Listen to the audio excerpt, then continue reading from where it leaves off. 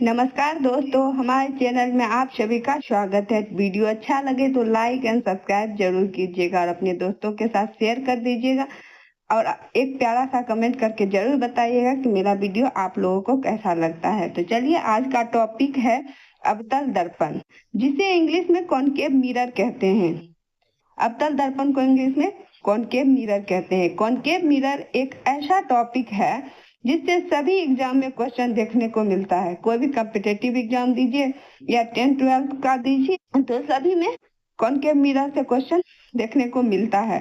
और ये टॉपिक सभी एग्जाम के लिए इम्पोर्टेंट है। सभी एग्जाम के लिए इम्पोर्टेंट है, कॉम्पिटिटिव हो या 10-12 का एग्जाम हो, उसमें भी इससे क्वेश्चन देखने को मिलता है। अवतल दर्पण के सामने ऑब्जेक्ट को रखने पर उस ऑब्जेक्ट का इमेज कहाँ और कैसा बनेगा। जब ऑब्जेक्ट को हम अवतल दर्पण के सामने रखेंगे तो उसका इमेज कहाँ और कैसा बनेगा, ये हमेशा याद नहीं रहता है याद।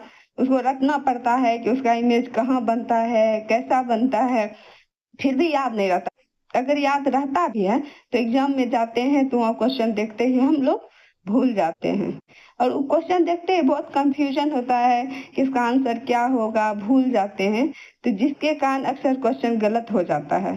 कॉनकेव मिरर से रिलेटेड कोई भी क्वेश्चन हो जो कभी गलत नहीं होगा। इसका हम आसानी से याद करने का एक ट्रिक बताएंगे। उसके लिए बहुत ही आसान ट्रिक बताएंगे जिसको याद रखना बहुत ही आसान है। याद रखना ही नहीं पड़ेगा, सिर्फ कॉनकेव मिरर आप देखिए और क्वेश्चन यूं बन जाएगा उससे रिलेटेड जो भी होगा और कभी भी कंफ्यूजन नहीं होगा। कॉनकेव मिरर को लेकर के आपको कभी कंफ्यूजन होगा ही। तो ये सारी जानकारी, ये ट्रिक्स को जानने के लिए आप मेरे पूरे वीडियो में अंत तक बने रहिएगा। आपको पूरा डिटेल से सब कुछ समझाएंगे। तो चलिए वीडियो स्टार्ट करते हैं। तो सबसे पहले है कॉनकेव मिरर, मतलब अवतल दर्पण। क्या है? अवतल दर्पण, जिसको इंग्लिश में कॉनकेव मिरर कहते हैं। तो सबसे पहले देख लेते हैं अवतल दर्पण का डिफिनेशन। अवतल दर्पण एक वक्र दर्पण होता है। मतलब क्या होता है कि अवतल दर्पण एक वक्र दर्पण होता है, जो होता है इस टाइप का। इसका बाहरी सतह जो होता है ये उभरा हुआ रहता है और अंदर का सतह जो रहता है वो अंदर की ओर रहता है, जिसकी परावर्तक सतह वक्र आकृति के भीतरी भाग पर होती है। इसकी सतह अंदर की ओर मुड़ी होती है। अंदर की ओर देख रहे हैं, अंदर की ओर मुड़ी हुई रहती है, अंदर की ओर धसी हुई रहती है, जो एक खोखले गोले की भीतरी सतह जैसी दिखती है। तो खोखला गोला को अगर देखेगा, खोखला गोला को देखेगा तो वो कैसा दिखता है, उसी टाइप का अवतल दर्पण भी दिखता है। अवतल दर्पण अभिसारी दर्पण भी कहा जाता है क्योंकि ये प्रकाश किरणों को परावर्तन के बाद अभिसरित या एक साथ लाते हैं। वस्तु और दर्पण की स्थिति के आधार पर अवतल दर्पण वास्तविक और आभासी प्रतिबिंब दोनों बना सकते हैं। तो मतलब कि इसका प्रतिबिंब जो बनेगा वो रियल भी बनेगा और इमेजिनरी भी बनेगा, वास्तविक भी बनेगा और आभासी भी बनेगा। तो देखिए कि कौन सा प्रतिबिंब कैसा बनता है, इसके बारे में डिटेल में जानते हैं। तो सबसे पहले ये क्या है? ये है अवतल दर्पण। अवतल दर्पण का क्या होता है कि अवतल दर्पण ऐसा कर्व टाइप का होता है और इसका बाहरी क्षेत्र जो है, ये बाहरी क्षेत्र जो होता है वो उभरा हुआ रहता है और ये कलई किया हुआ रहता है। ये पूरा कलई किया हुआ रहता है, बाहरी क्षेत्र जो है कलई किया रहता है। अगर कलई नहीं किया हुआ रहेगा तो कोई भी रे आएगा तो वो आर पार हो जाएगा, तो वो रिफ्लेक्ट नहीं हो पाएगा, इस पार से उस पार आसानी से चला जाएगा। तो इसीलिए ये उभरा हुआ पार्ट जो होता है वो कलई किया हुआ रहता है और अंदर जो परावर्तक सतह है जो कि धसा हुआ है, इस पार्ट को क्या कहते हैं? परावर्तक सतह कहते हैं। परावर्तक सतह जो होता है वो बहुत ही स्मूथ होता है, बहुत चिकना होता है, ताकि कोई भी रे आएगा तो वो रिफ्लेक्ट हो जाए। ठीक है। और इस पॉइंट को ध्रुव कहते हैं, जिसको कि पी से डिनोट किया जाता है, पी से डिनोट किया जाता है। ठीक है। और इस पॉइंट को फोकस कहते हैं, फोकस, जिसको कि एफ से डिनोट किया जाता है, कैपिटल एफ से। ठीक है।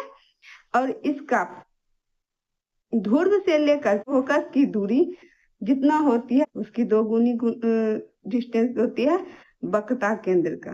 तो वक्रता केंद्र को सी से डिनोट करते हैं, जिसको इंग्लिश में सेंटर ऑफ कर्वेचर कहते हैं, सेंटर ऑफ कर्वेचर कहते हैं। ठीक है, और ये इन्फिनिटी तक जाता है, तो इसको इन्फिनिटी को अनंत कहते हैं, जिसको कि ऐसे डिनोट किया जाता है। ठीक है, उसके आगे देख लेते हैं। तो ध्रुव से लेकर के फोकस की दूरी, इसको कहा जाता है main axis, main axis, principal axis कहा जाता है, मुख्य एक्सिस कहा जाता है। ठीक है, और यहाँ ध्रुव से लेकर के फोकस तक की दूरी को हम एफ से डिनोट करते हैं, और यह एफ से डिनोट करते हैं, स्मॉल एफ से, और इसको फोकस दूरी कहा जाता है। इसको क्या कहा जाता है? फोकस दूरी। और ध्रुव से लेकर के वक्रता केंद्र तक की दूरी, वक्रता केंद्र तक की दूरी को वक्रता त्रिज्या कहा जाता है, जिसको कि आर से डिनोट किया जाता है। क्या से? आर से डिनोट किया जाता है। इस डिस्टेंस को क्या कहता है? आर से डिनोट किया जाता है। ठीक है, और इसका एक रिलेशन भी है, R is equal to 2f। R वक्रता त्रिज्या बराबर होता है 2 इंटू फोकस दूरी। ठीक है, ये पूरा इतना जान गए कि इस धरती भाग को परावर्तक सतह कहते हैं। ये पॉइंट जो यहाँ पे है ये पी हो गया, ये ध्रुव हो गया। उसके बाद अब हम आपको ट्रिक बताएंगे कि क्या ट्रिक है जिसके अनुसार कि आप क्वेश्चन को आसानी से याद रख पाएंगे।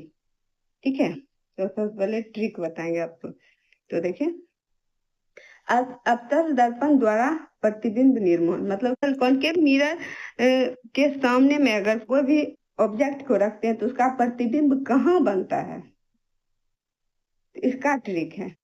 प्रतिबिंब जो बनता है, कॉन्केव मिरर का प्रतिबिंब जो बनता है वो उसका टोटल 6 केस होता है, 6 केस होता है। ठीक है, 6 केस कौन कौन सा होता है?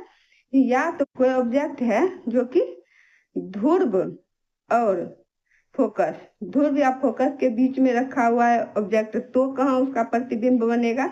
अगर वो फोकस पे रखा हुआ है तब उसका प्रतिबिंब कहाँ बनेगा?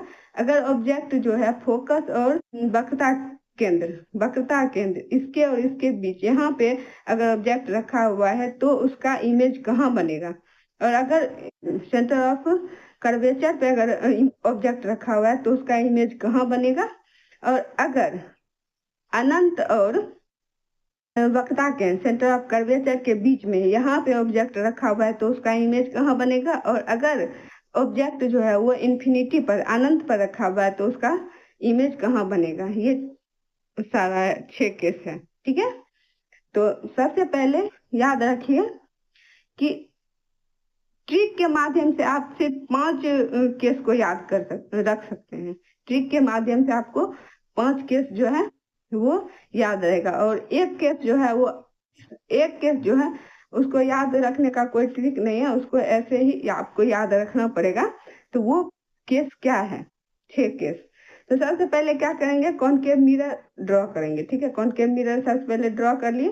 कॉनकेव मिरर है ये, जिसका कि बाहरी सतह जो है वो कलई किया हुआ है और अंदरी सतह जो है धंसा हुआ है। यहाँ पे एक पॉइंट है P जो कि ध्रुव है, जिसको कि P से डिनोट करते हैं। ये फोकस हो गया, ये फोकस हो गया, जिसको कि आप से डिनोट करते हैं। ये हो गया सेंटर ऑफ कर्वेचर, जिसको C से डिनोट करते हैं। और ये जो आगे जितना दूर जा रहा है ये लाइन, वो इन्फिनिटी हो गया। ठीक है, तो सबसे पहले क्या करेंगे कि अपने मन से, यहाँ पे कोई भी नंबरिंग नहीं होता है। सबसे पहले हम क्या करेंगे कि एक नंबरिंग करेंगे। तो सबसे पहले फोकस जो है उसको हम 1 से डिनोट करेंगे। ठीक है, इसको सबसे पहले 1 से डिनोट किए। उसके बाद फोकस और सेंटर ऑफ कर्वेचर, वक्रता केंद्र के बीच में हम 2 से डिनोट करेंगे, जैसे कि यहाँ पे दिया हुआ है, 2 से डिनोट कर दिए। उसके बाद सेंटर ऑफ कर्वेचर, वक्रता केंद्र को हम 3 से डिनोट कर देंगे। उसके बाद अनंत और वक्रता केंद्र के बीच में 4 से डिनोट कर देंगे, और अनंत को हम 5 से डिनोट कर देंगे। ठीक है, सबसे पहला काम यही करना है, यही ट्रिक है। ठीक है, तो सबसे पहले हम सबको डिनोट कर दिए। ठीक है, डिनोट हो गया। तो सबसे पहले जो कि हमको इस ट्रिक के माध्यम से याद नहीं रहेगा, आपको ऐसे ही याद करना पड़ेगा, तो वो है ऑब्जेक्ट जो है वो ध्रुव और फोकस के बीच रहेगा। अगर ऑब्जेक्ट यहाँ पे है, ध्रुव और फोकस के बीच है, तो इसका इमेज कहाँ बनेगा? तो इसको हमेशा याद रखिए, इसको याद करने का कोई ट्रिक नहीं है। इसको हमेशा याद रखिएगा कि ये अवतल दर्पण के पीछे बनेगा। अगर ध्रुव और फोकस के बीच में कोई ऑब्जेक्ट रखा हुआ तो इसका इमेज कहाँ बनेगा? अवतल दर्पण के पीछे, यहाँ पे कहीं इमेज बनेगा।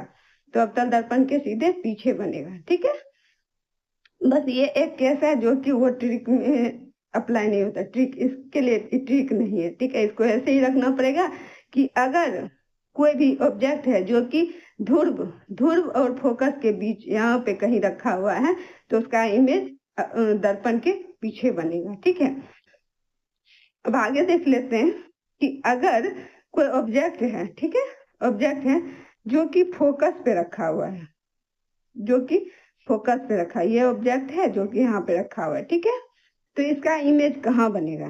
तो सबसे पहले इसका इमेज जो है अवतल दर्पण के सामने बनेगा। और कहाँ बनेगा? इसका ट्रिक है कि हमको पता है कि 6 केस बनता है, 6 केस बनता है और 5 नंबर से डिनोट किए हुए। तो हमको हमेशा याद रखना है कि ऑब्जेक्ट कहाँ रखा हुआ है, उसको हम किस चीज से डिनोट किए हैं? 1 से डिनोट किए हैं, 1 से डिनोट किए हैं। और इसमें कितना ऐड, कौन सा नंबर ऐड करेंगे जो ये 6 हो जाएगा? तो कौन सा नंबर ऐड करेंगे? 5। 1 में 5 अगर ऐड करेंगे तो ये हो जाएगा 6 हो जाएगा। तो 6 हो जाएगा। तो आपको यही याद रखना है कि अगर ऑब्जेक्ट फोकस पे है तो इसका इमेज कहाँ बनेगा? इसका इमेज बनेगा अनंत पर। इसका इमेज अनंत पर। जो ऑब्जेक्ट अगर फोकस पे रखा हुआ जिसको कि हम 1 से डिनोट किए हैं तो उसका इमेज जो है वो हमेशा अनंत पे बनेगा। ठीक है, अनंत पे बनेगा, क्योंकि 1 + 5 = 6। ये ट्रिक है, ये आपको कोई भी बुक में लिखा हुआ नहीं मिलेगा। ठीक है, ये ट्रिक है आपको याद रखने के लिए, आसानी से याद रखने के लिए। सबसे पहले आप फोन के मिरर पे नंबरिंग कर लीजिएगा। नंबरिंग करने फोकस से स्टार्ट कीजिएगा। फोकस पे 1, फोकस और वक्रता केंद्र के बीच में 2 डिनोट कीजिएगा, वक्रता केंद्र पर 3 डिनोट कीजिएगा, वक्रता केंद्र और अनंत के बीच 4 और अनंत को 5 से डिनोट कर लीजिएगा। उसके बाद देखिएगा कि ऑब्जेक्ट कहाँ रखा है। ऑब्जेक्ट रखा है अगर फोकस पे रखा हुआ है तो इसका इमेज कहाँ बनेगा? अनंत पर बनेगा, क्योंकि 1 + 5 = 6 ठीक है। उसके बाद नेक्स्ट केस है, केस नंबर 1 ये हो गया। दूसरा केस बनेगा कि ऑब्जेक्ट अगर फोकस और वक्रता केंद्र, सेंटर ऑफ कर्वेचर, इन दोनों के बीच में अगर 2 पे है, ठीक है, हम 2 से डिनोट किए हैं, तो ये 2 पे है अगर तो इमेज मेरा कहाँ बनेगा? अगर ऑब्जेक्ट फोकस और वक्रता केंद्र के बीच में है तो इमेज कहाँ बनेगा? तो 2 + 4 = 6। तो जब अगर फोकस और वक्रता केंद्र के बीच में ऑब्जेक्ट रखा हुआ तो इसका इमेज कहाँ बनेगा? वक्रता केंद्र और अनंत के बीच, यहाँ पे बनेगा। ठीक है, यहाँ बनेगा। तो जब भी अगर फोकस और वक्रता केंद्र के बीच में है, जिसको कि हम 2 से डिनोट किए हैं, अगर वहां पर ऑब्जेक्ट रखा हुआ है तो उसका इमेज बनेगा वक्रता केंद्र और अनंत के बीच, मतलब 4 पे बनेगा। ठीक है, नेक्स्ट केस देते हैं। केस 2 हो गया। केस 3 कि अगर ऑब्जेक्ट सेंटर ऑफ कर्वेचर, मतलब कि वक्रता केंद्र पर रखा हुआ रहेगा, 3 पे रखा हुआ रहेगा, तो हम इमेज कैसा बनेगा? ऑब्जेक्ट अगर वक्रता केंद्र पर रखा हुआ है तो इमेज कैसा बनेगा? तो मतलब इसमें क्या हो गया? 3 + 3 = 6।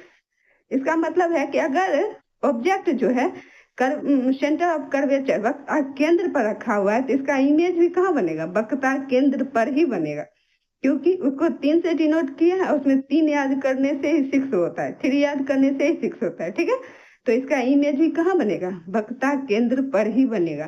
केस नंबर 3 याद रखिएगा। ठीक है, उसके बाद चौथा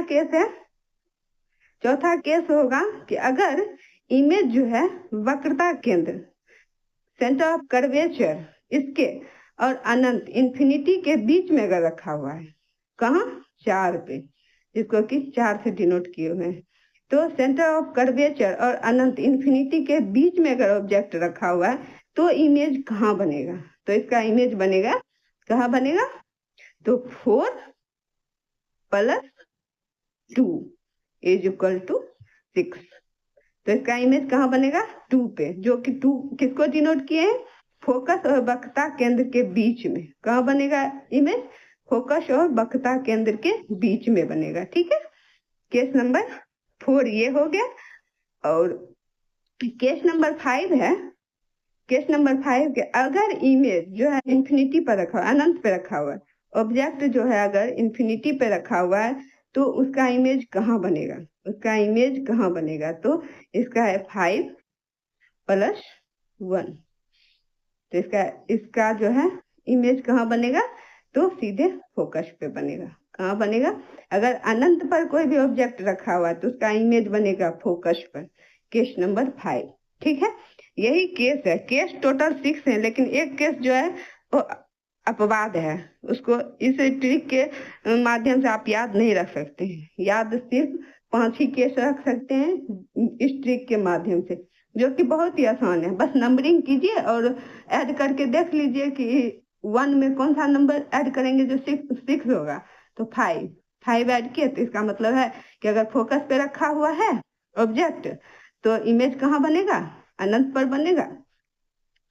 अगर ऑब्जेक्ट जो है फोकस और वक्रता केंद्र, फोकस और वक्रता केंद्र के बीच यहाँ रखा हुआ है तो इसका इमेज कहाँ बनेगा?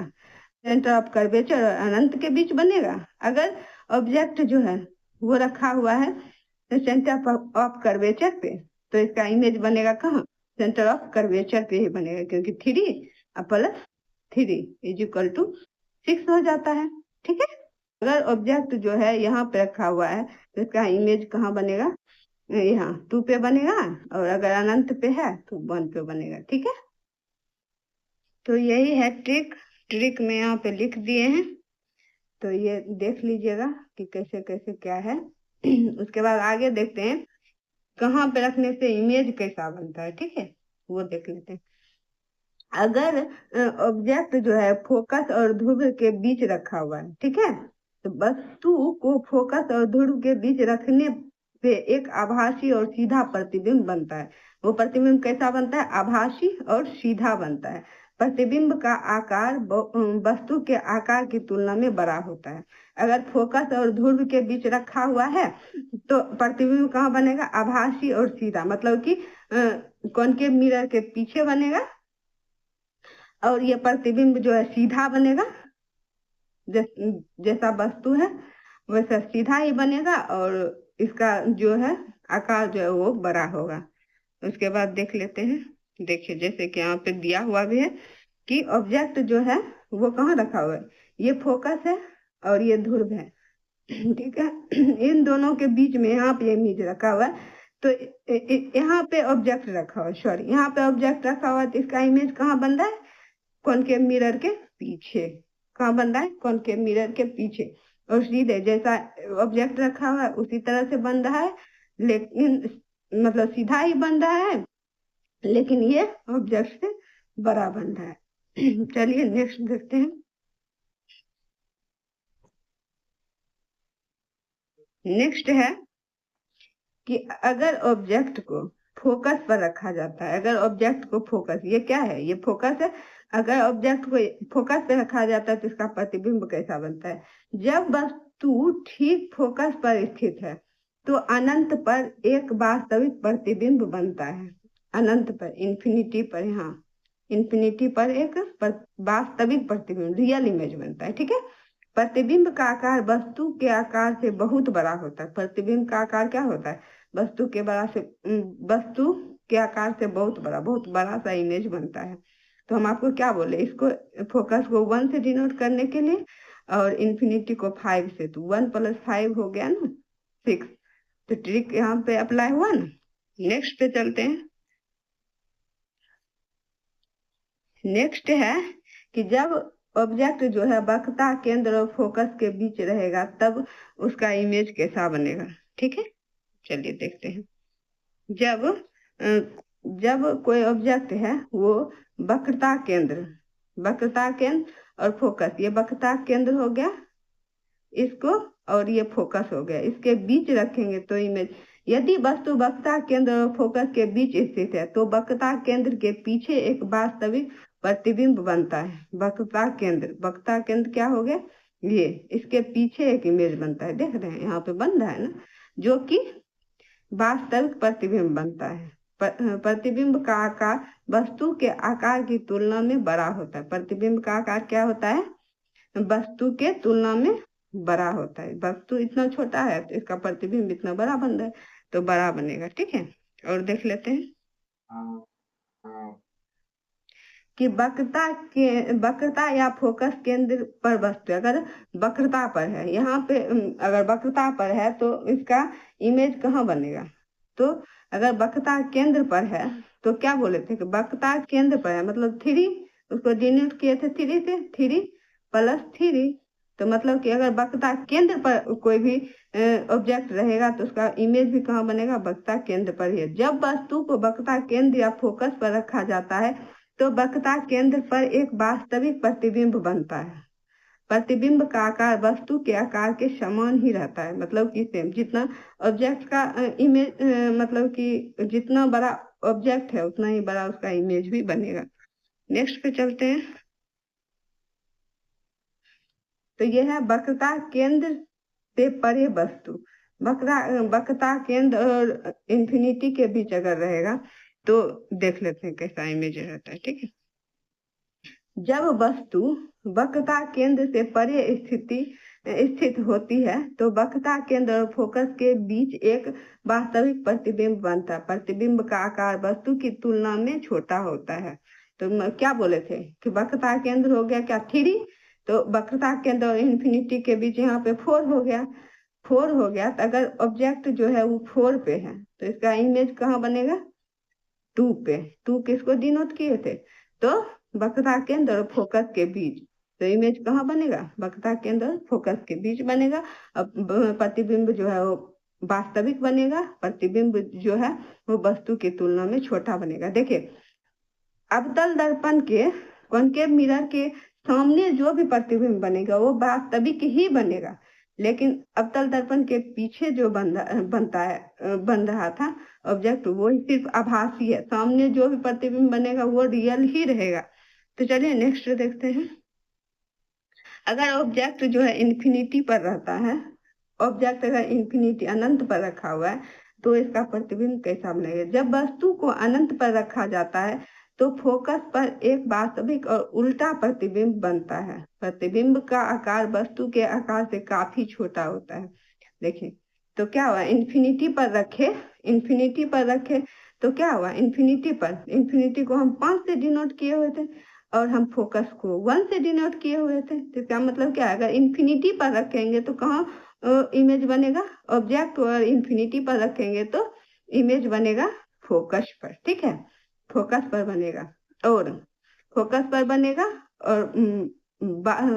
वो क्या कहते हैं, वास्तविक इमेज बनेगा, उल्टा प्रतिबिंब बनेगा और प्रतिबिंब का आकार बहुत ही छोटा होगा। ठीक है, तो यही था 6 केस है जो कि ट्रिक के माध्यम से आपको याद रखना बहुत ही आसान है, तो आसानी से याद रख पाइएगा और एग्जाम में भी आसानी से सॉल्व कर पाइएगा। तो इसका एक फॉर्मूला है, अवतल दर्पण का फॉर्मूला क्या है कि 1/f = 1/v + 1/u। ये फॉर्मूला है, ये याद रखेगा। कभी कभी डायरेक्ट भी एग्जाम में पूछ देता है, नहीं तो इस पे छोटा मोटा क्वेश्चन दे देता है कि जो कि आसानी से सॉल्व हो जाता है। तो यहाँ देखिए, f क्या हुआ, फोकस दूरी, v प्रतिबिंब की दर्पण से दूरी, v क्या, प्रतिबिंब की दर्पण से दूरी, और u वस्तु की दर्पण से दूरी है। तो ये पूरा वीडियो है, तो इसको देखने के लिए धन्यवाद। वीडियो अच्छा लगे तो लाइक एंड सब्सक्राइब जरूर कीजिएगा और आप अपने दोस्तों के साथ भी शेयर कीजिएगा ताकि उनको भी ये ट्रिक पता हो और वो भी एग्जाम में कोई भी क्वेश्चन इससे रिलेटेड, अवतल दर्पण से रिलेटेड कोई भी क्वेश्चन हो तो उसको गलत करके ना आए। धन्यवाद।